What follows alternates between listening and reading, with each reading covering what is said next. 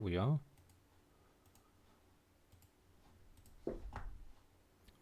오늘 증시가 지금 거래소 지수가 계속 오름세를 타고 있습니다. 반면에 코스닥 시장은 또 내림세고 아까보다는 좀 정도가 약해지긴 했습니다만은 아까는 하락 종목이 훨씬 더 많았어요. 코스닥 시장도 그렇고 거래소 시장도 그렇고. 근데 거래소 같은 경우는 다들 아시겠지만은 하이닉스 시총이 지금 137조 원입니다. 그리고 삼성전자는 520조 원이고, 그리고 SK 스퀘어가 아침에 20%까지 오를 때는 160조 원까지 올라갔었죠. 이 세 종목이 이렇게 강세를 띄워버리니까 지수를 완전 띄워버리는 거고요. 그래서 이런 경우에는 사실 개인 입장에서는 좀 소외감이 들 수밖에 없습니다. 왜냐하면은 다들 삼성전자 하이닉스만 들고 있는 건 아니거든요. 그래서 이럴 때 제일 효과적인 거는 ETF로 봐야 되고, 투자를 좀 하기 어려우신 분들 같은 경우는 ETF를 제일 많이 선택을 합니다. 저도 그 부분에 대해서는 괜찮다고 생각하고 있고요. 그리고 또 직접 ETF를 사는 것도 나중에는 권해드릴 거예요. 그때는 이제 시장이 많이 하락했을 때나 단기 급락했을 때, 시장이 연속적으로 한 달씩 급락했을 때, 그때는 ETF를 사는 게 제일 효과적이에요. 왜냐하면은 반전할 때 어떤 종목은 오르고 어떤 종목은 안 오르고 이런 상황이 생기거든요. 그래서 그런 것들 방지하기 위해서라도 ETF 사는 게 좋고, 실제로 제가 이전에 방송할 때도 ETF를 매수를 권해드렸던 적이 많습니다. 근데 그때쯤은 사실 투자자들이 적극적으로 사질 못해요. 왜냐하면 돈이 없어서, 다 물려있기 때문에 심리적으로 약해져서, 멘탈이 일단 나가 있는 상태라서 매수를 하라고 해도 사기가 싫은 그런 상태가 돼버린 경우가 많았는데, 앞으로도 그런 일이 있을 수도 있겠지만 그때는 또 좀 적극적으로 대응 한번 해보시고요. 어쨌든 지금은 장이 계속 강하긴 한데 좀 차별화가 심한 장, 이렇게 봐야 될 것 같습니다.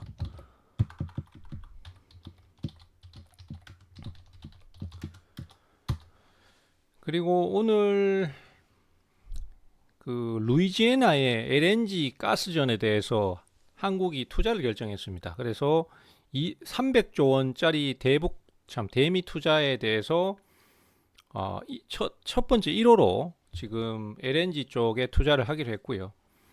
알래스카든 루이지애나든 어쨌든 LNG에 투자하는 건 맞기 때문에 LNG 관련주들에 대해서 꾸준히 투자를 한 게 오늘 득을 봤습니다. S&T 에너지를 제가 공개로 추천을 드렸었는데요. 처음에 이제 추천드릴 때는 요것도 약간 파미세라고 지금 진행이 비슷하죠. 이 구간으로 볼 수 있습니다. 요 구간.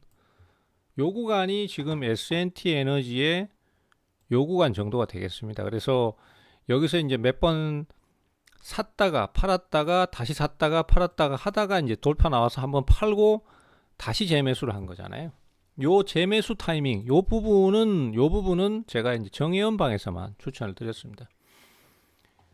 근데 어차피 투자자들께서도 계속 대응하셨던 종목이라서 결국은 오늘 좀 강하게 올라왔고요. 또 올라오니까 바로 돌파를 하기는 좀 쉽지 않은 시점이라서 이 가격에서 다시 한번 이 저점 매수분을 팔았습니다.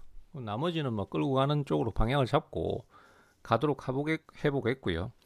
고유가가 지금 계속 지속되고 있기 때문에 어쨌든 간에 LNG 가격도 오르는 상태고, LNG가 중동산에만 의존을 할 수 없는 거라서 아프리카산, 그 다음에 북미산 이런 거에 대한 투자를 활발하게 할 수밖에 없습니다. 미국이 대러 제재만 풀어주면은 러시아산도 적극적으로 들여올 수도 있고, 또 우리나라도 지금 북한하고 만약에 제약이 없으면 노르트스트림처럼 가스관을 꽈라버리는 방법도 있긴 한데 그거는 현실적으로 쉽지 않겠죠. 아무튼 러시아산도 들어와야 되는데 러시아산은 미국이 제재하는 바람에 못 들어오고 있습니다. 사실 러시아산이 들어올 수만 있으면은 나프타 문제라든지 원유 수송 문제라든지 이런 것들도 다 자유로워질 수 있는데, 대러 제재가 심해서 그게 이제 제약 요건이 됩니다. 그거 무시해버리고 들여오면 되는 거 아니냐 이렇게 생각하실 수 있는데, 대러 제재를 위반했을 경우에 가해지는 미국의 제재가 엄청 무서워요. 달러 결제를 못하게 막아버리거든요. 그러면 지금 국제 원자재 같은 건 전부 다 달러로 결제가 되기 때문에, 그래서 그 충격이 엄청나게 클 수밖에 없기 때문에 눈치를 볼 수밖에 없어요. 그래서 나프타도 더 이상 들어왔다는 얘기가 안 나오잖아요. LG화학이 27,000톤인가 들여오고 그 다음에는 못 들여오잖아요. 27,000톤 해봐야 하루 이틀치밖에 안 되거든요. 아무튼 그래서 지금 현재로서는 가스 관련주가 오늘 장중에 분위기가 좋은 편이고, 네, S&T 에너지 일부 사고 팔고 하고 있습니다.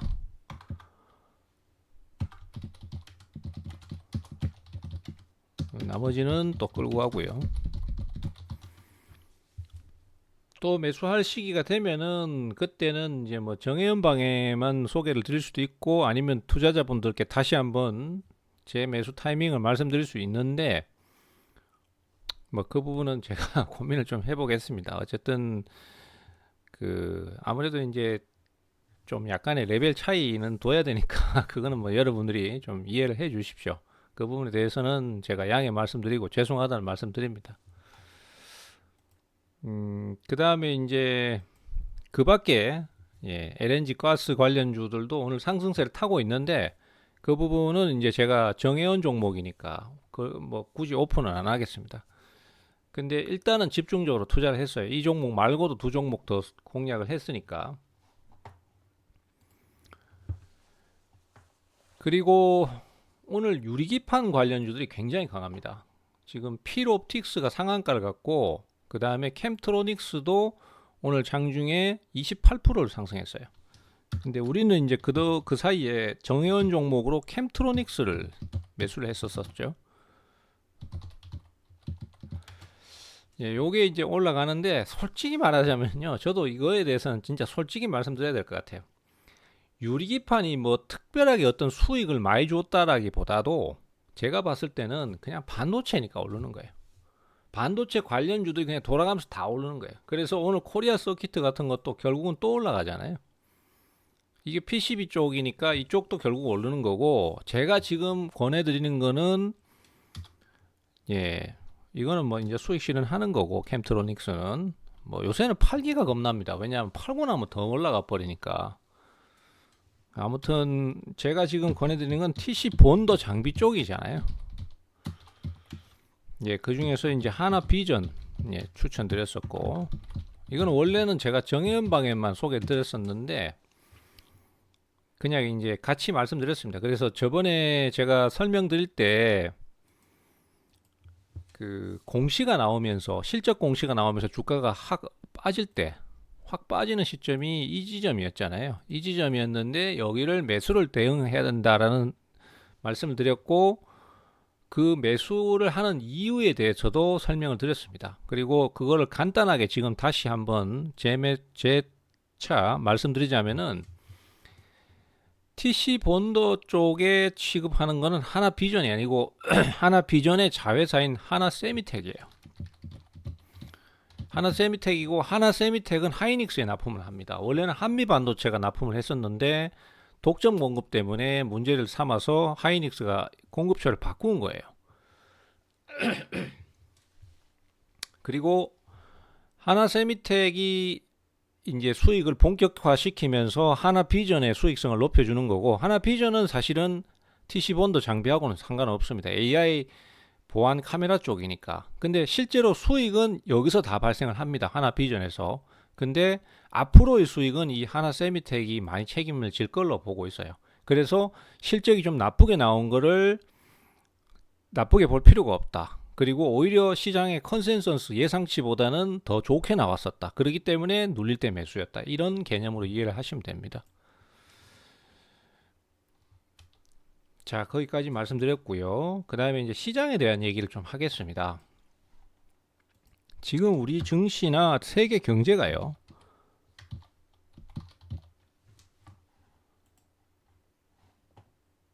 사실은 따지고 보면 오를 이유가 없어요. 자, 고유가, 고금리, 그 다음에 물가 상승, 이런 삼중고에 시달리고 있습니다. 인플레이션이죠. 그 이후로는 일단은 제일 큰 게 미국하고 러시아가 일으킨 전쟁이잖아요.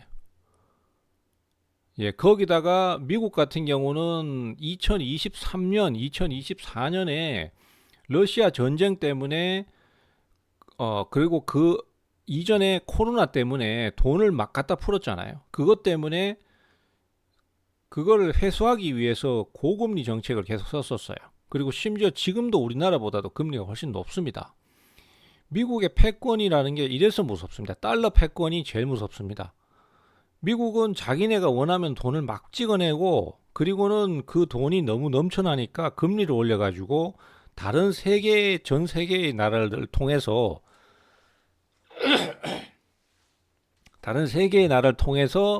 돈을 다 거둬들였어요. 그러면서 다른 나라가 쌓아온 부의 축척을 다 거둬들이면서 다 빨아들였어요. 물론 그 과정에서 자기네 자국민들도 엄청나게 손해를 봤습니다만은 러시아가 사람을 죽인 것도 크지만은 미국이 경제적 압박을 통해서 굶어 죽는 사람을 만들고 경기 침체를 만들어서 고통받게 만든 그 부분도 훨씬 크다라고 할 수 있겠습니다. 그거는 사실은 그 경제에 대한 이해도가 없으면은 이해가 안 되는 부분일 수도 있죠. 어쨌든 간에 그래서 제가 결론은 러시아도 나쁘고 미국도 나쁩니다. 잠시만요. 제가 자꾸 목이 잠겨가지고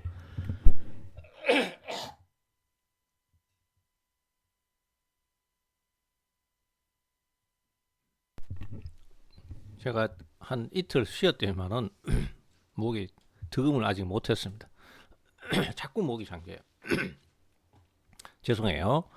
자, 그래서 어쨌든 간에 이런 고유가 고금리 물가 상승 좀 빨리 진행할게요. 이런 부분 때문에 사실 주가가 오를 이유가 없는데 올라요. 그 이유가 뭐냐면은 AI 때문입니다. AI가 사실은 제가 봤을 때는 세계 기술의 혁신이라고 볼 수 있습니다. 그리고 우리 일반 사용자들도 이제 AI 때문에 생활이 좀 많이 바뀌신 분들도 많으실 것 같고요. 저 또한 역시 마찬가지입니다. 그래서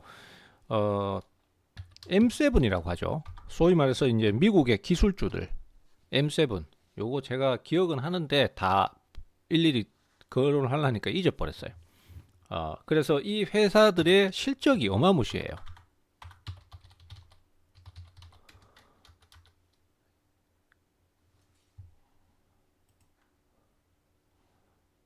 예, 얘네들이 지금 뭐 엔비디아, 구글, 마이크로소프트 뭐 이런 AI 리더들의 실적이 지금 현재로서는 이익률이 뭐 수조 원에서 수십조 원씩 분기별로 찍어내고 있습니다. 그래서 미국 같은 경우에도 약 84%의 기업이 AI 관련해서의 84% 기업들이 예상치보다 높았어요.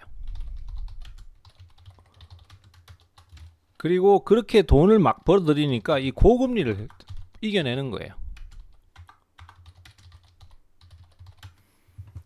금리를 통해서 돈을 막 금리를 내면서 돈을 조달했잖아요. 근데 금리가 올라가니까 그 갚아야 될 이자 비용도 엄청나게 커졌단 말이죠. 그래서 개발도상국들 같은 경우는 인플레이션이 오고 막 다 무너졌어요. 근데 미국 자체는 AI 기업들이 워낙 돈을 많이 벌어들이니까 그 금리를 이겨내 버립니다. 그 금리를 갚고도 돈이 남아 도는 거예요.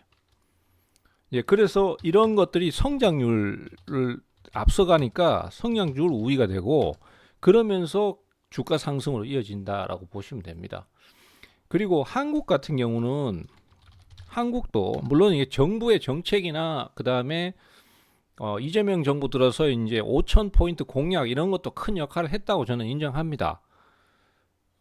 그리고 부동산에서 자금을 증시로 끌어오겠다 이것도 상당히 큰 역할을 했어요. 근데 거기에다가 불을 질러 버린 게 뭐냐면 반도체예요. 반도체가 AI 때문에 반도체가 수요가 커져 버리고 마침 때맞춰 하이닉스라는 기업이 HBM 메모리를 거의 독점 공급하다시피 해서 AI의 전용 메모리잖아요.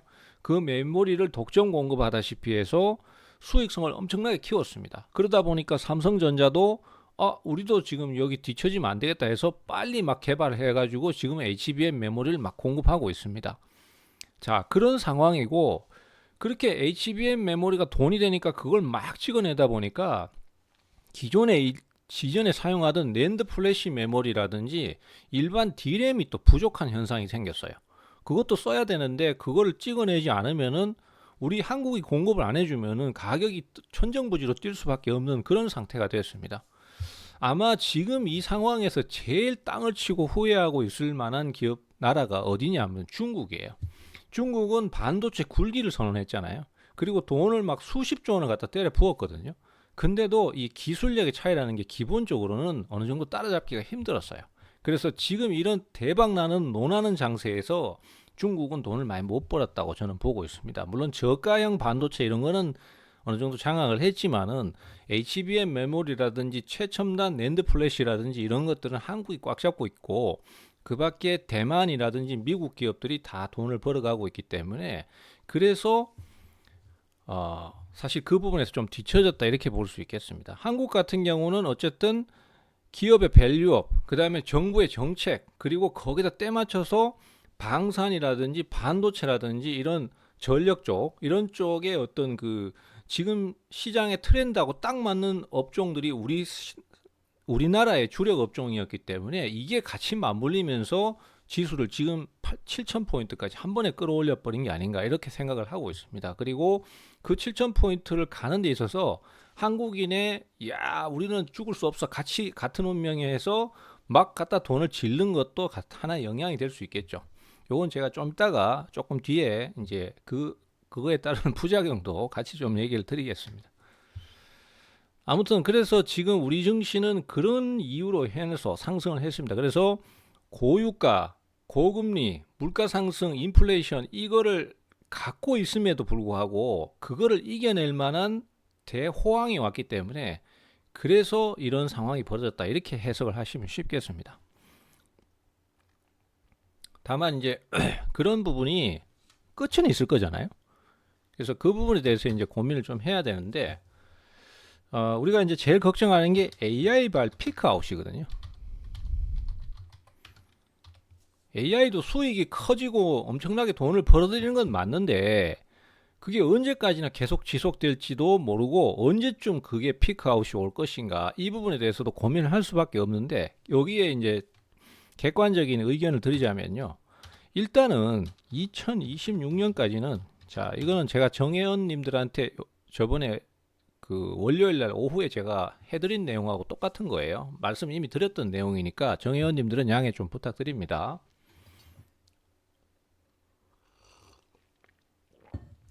2026년까지는 반도체 솔드 아웃이에요. 없어서 못 판다는 얘기예요. 삼성전자하고 하이닉스가 HBM 메모리 찍어내는 거 2026년도분 생산분은 이미 다 팔렸어요. 그게 제일 핵심입니다. 지금 그렇잖아요. 삼성전자가 50몇 조 원의 분기 이익을 냈어요. 50몇 조 원의 분기 이익은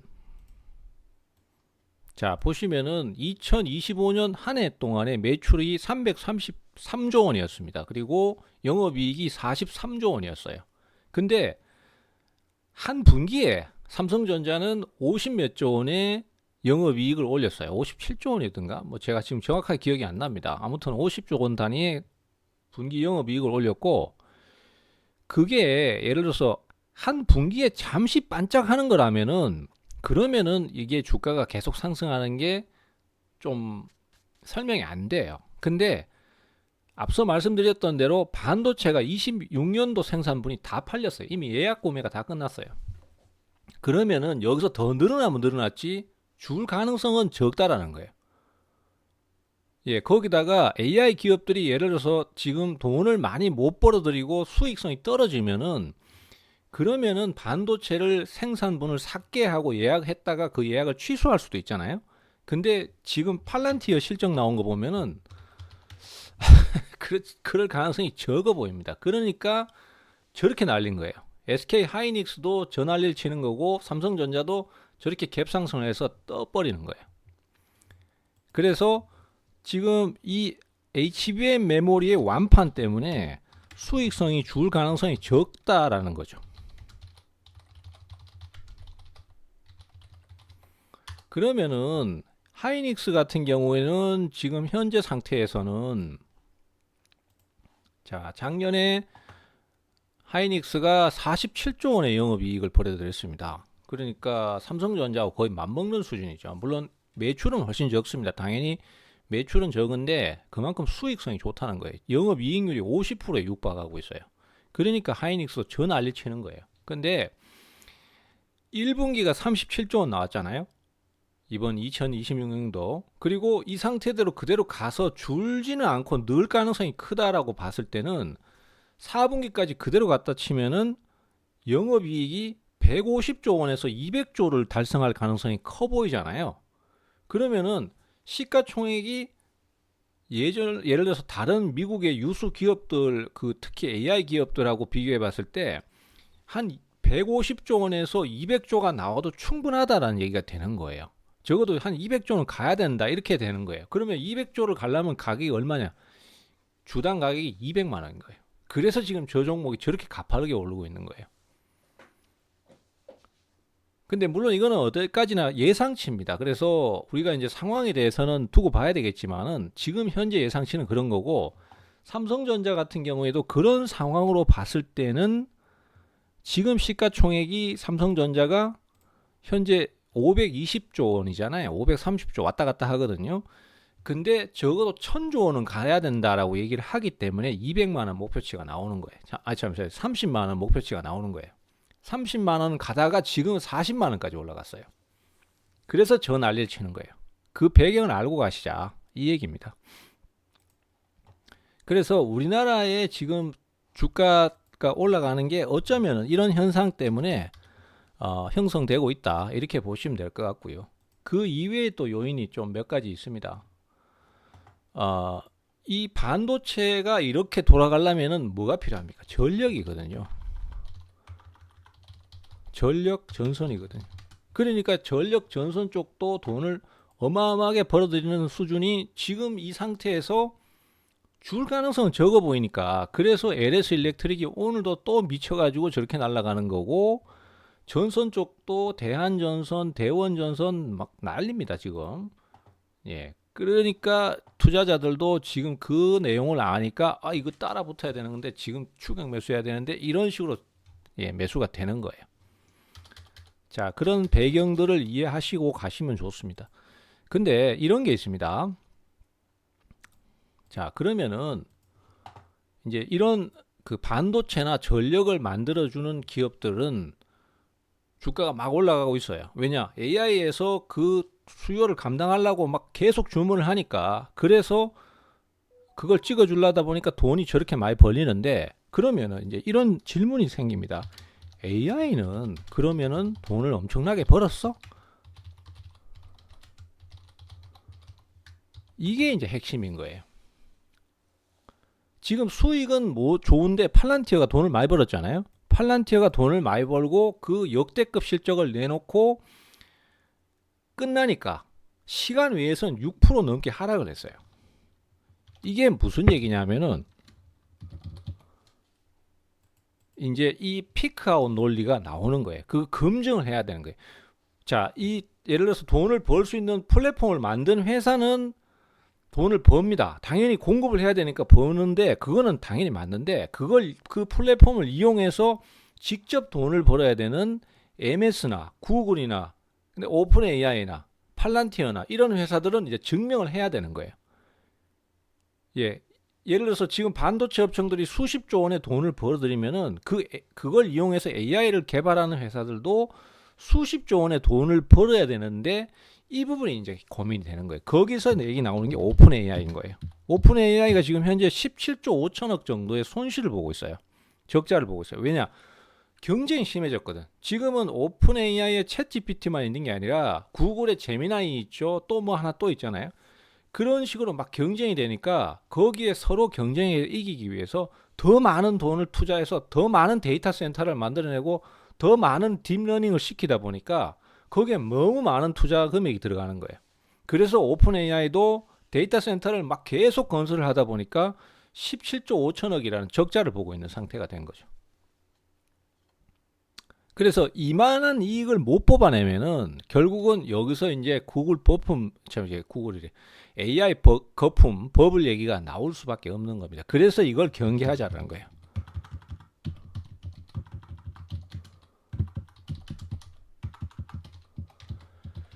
이 얘기가 나오는 거죠. 그리고 이제 여기에 시장 조사 기관인 가트너라는 회사가 있습니다. 이 가트너가 AI의 실적 성장을 뭐라고 표현을 했냐면은 환멸의 계곡이라는 표현을 썼습니다. 예, 이제 꿈이 엄청나게 컸잖아요. 와, 우리가 이제 흔히 얘기하는 구름 위를 달리고 희망 회로를 돌리는 얘기를 하잖아요. 근데 그게 막상 이제 현실에 부딪히면은 야, 우리 진짜 한 분기에 100조 원씩 벌어들이는 거야. 이렇게 얘기했는데 막상 뚜껑을 열어보니까 벌기는 벌었어. 근데 100조 원은 아니고 한 10조 원밖에 못 벌었어. 이렇게 돼버릴 수 있는 거예요. 그게 바로 환멸의 왜곡이라는 얘기입니다. 냉정한 현실에 부딪히는 얘기.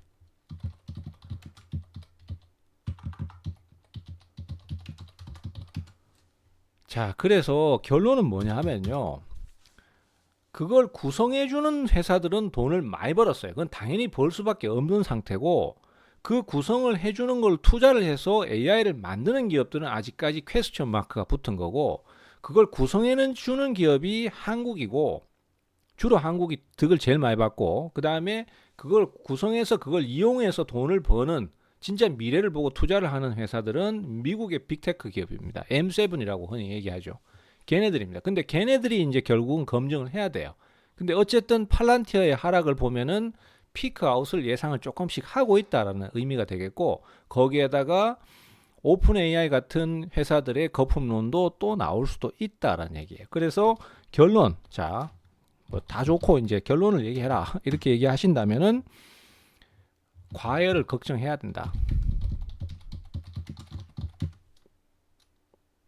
한국은 여전히 돈을 잘 벌고 있다.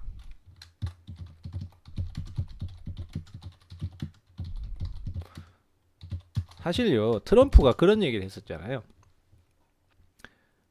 한국 전 돈 너무 많이 벌기 때문에 배가 아파서 못 살겠다.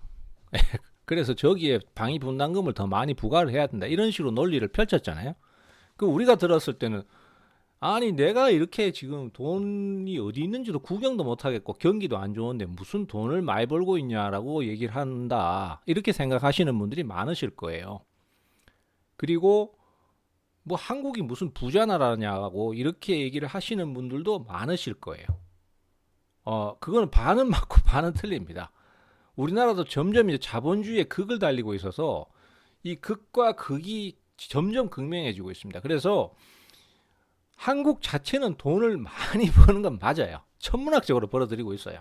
근데 그게 국민들한테 돌아가는 거는 사실 체감이 많이 안 돼요. 그거는 우리나라뿐만 아니라 미국도 마찬가지예요. 미국도 지금 고유가 때문에 돈을 천문학적으로 벌어들이고 있어요. 걔네들이 수출이 늘어나니까. 근데 일반 국민들은 여전히 기름값 갤런당 5불을 넘어갔잖아요. 지금 휘발유 값이. 그러면 우리 돈으로 2,100원, 2,200원이거든요. 리터당. 원래 리터당 1,000원씩 내고 타던 사람들이 2,000원 넘게 지금 가격이 올랐으니까 미쳐버리겠는 거야. 우리나라나 미국이랑 비슷한 상황인 거예요. 자, 그래서 결론은 AI 쪽은 과열을 걱정해야 되고 한국은 여전히 돈을 잘 벌고 있다.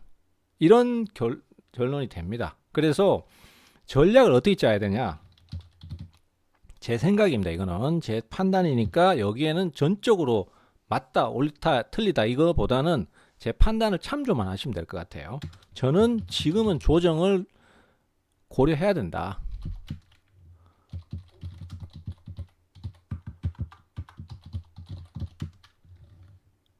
예, 너무 과도하게 오른 종목은 경계.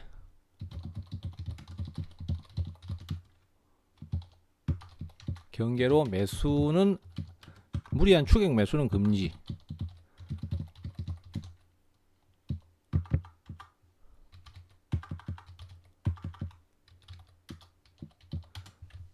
이렇게 말씀드리고, 자, 그러면 이제 하락이 나오잖아요. 만약에 하락이 나오면은 이게 하락이 악소리 나게 좀 강할 수도 있어요. 그동안 워낙 많이 올랐으니까 그 비례하는 거잖아요. 그럼 하락 나오면 이제 주식 안 해야 됩니까? 더 투자 안 해야 됩니까? 이렇게 생각하실 수 있는데 그렇지는 않다고 봅니다. 하락 시 반도체, 전력, 예, 이쪽은 투자 대상입니다. 여전히 투자 대상. 그리고 방산, 이것도 여전히 투자 대상입니다. 예, 근데 막상 지금 이렇게 얘기를 드리잖아요. 근데 나중에 조정을 받으면은 그때 가면 또 생각이 좀 바뀌실 수는 있어요. 예, 그래서 지금 얘기 드리는 걸 기억은 하고 계셔라. 근데 그때 가서 하락이 나오면은 투자해야 돼. 이거 사면 빠지는데 이런 생각이 드실 수도 있는데 그거에 대한 자신감을 가지시려면은 여기 위에 얘기한 것처럼 반도체는 2026년도 분 다 팔렸다. 없어서 못 판다. 그 다음에 전력도 데이터 센터 엄청나게 만들어 드리니까 공급해야 된다. 예, 요것도 기억을 하고 계시면 됩니다. 다만 이제 변수는 뭐냐면은 전력 쪽은 이게 있습니다. AI 쪽은 이게 있습니다. 그 AI 기업들이 서로 경쟁적으로 데이터 센터를 막 늘려가지고 AI를 똑똑하게 만들기 위해서 더 막 늘리는 상황을 만듭니다. 그래서 반도체도 막 무작위로 공급을 해줬어요. 근데 그럼에도 불구하고 AI가 리스크가 올 수 있다는 부분에서 수익성하고 그 다음에 또 한 가지가 뭐냐면은 데이터 센터의 확장이 시간을 못 따라가는 거예요. 확장이 발전을 못 따라가는 거예요. 이게 무슨 얘기냐면은 데이터 센터가 지금 만들어져 있는데 부족해요. 그럼 더 만들어, 더 찍어 해가지고 계속 더 만든단 말이에요. 더 만드는데 데이터 센터 만드는 건 어렵지 않아요. 삼성전자에서 빨리 공급해줘가지고 서버 구성해서 막 갖다 끼울 수 있어요. 막 갖다 끼워서 막 만들어내면 되는데 여기서 문제가 뭐냐면 전력이 못 따라가요. 쉽게 말하자면 데이터 센터 짓는 데는 6개월도 안 걸려. 빨리 진짜 빨리 서둘러서 만들어내면은 최대죠. 최대 6개월. 예. 뭐 1년씩 걸리는데 최대 6개월인데 전력을 공급하는 거는 3년이 걸려요. 그러니까 기존에 지금 전력 갖고는 더 만들어내는 그 전력량을 못 따라주는 거예요. 그러면 그걸 증설을 해야 되는데 그 증설을 하는 게 데이터 센터를 만드는 것만큼 빨리 증설이 안 되는 거예요. 초고압 변압기를 만드는데도 3년 가까이 걸리죠. 거기다 전력만 까는 것도 2, 3년 걸리죠. 그러니까 이게 돈을 준다고 해결될 부분이 아니에요. 데이터 센터 만드는 건 돈만 주면은 최대한 가용해서 많이 찍어낼 수 있는데 전력을 공급하는 거는 아무래도 이제 저런 거하고는 좀 틀린 업무 영역이라서 변압기 만들고 그 다음에 전선 깔고 이거는 사람이 하는 거라서 일단은 시간이 좀 더 걸립니다. 거기다가 또 해저 케이블 깔아야 되잖아요. 전력 생산하려면 발전소 더 지어야 되죠. 그런 것들이 결국은 서로 매칭이 안 되고 있다는 얘기예요. 그래서 거기에서 주춤할 수도 있다. 이 얘기도 고려를 해봐야 됩니다. 그래서 결론적으로 전력 반도체는 여전히 수익성이 좋은데 AI가 변수라는 거죠. 그래서 그 AI가 주춤거리면서 거품론이 나오면은 시장이 한번 강하게 떨어질 수 있고 그러면 우리 증시도 같이 한번 그 하락을 겪을 수도 있고 그래서 공매도 잔고가 엄청나게 늘어나는 거다. 이렇게 보시면 되겠고 그 이후에 하락 시에 투자 이제 포기해야 됩니까? 완전 바닥권에서만 찾아야 됩니까? 이렇게 생각하시는데 그건 아니라고 봅니다. 2026년까지는 아직까지 돈을 계속 벌어들이고 있기 때문에 반도체라든지 전력주는 여전히 투자가 유효하다. 방산도 여전히 투자가 유효하다. 다만 지금 가격이 단기간에 너무 높기 때문에 지금은 좀 쉬었다가 좀 내려올 때 투자를 노리셔라. 그리고 그때 가서 여전히 돈을 잘 버는 기업, 돈을 잘 못 버는 기업이 구분이 될 겁니다.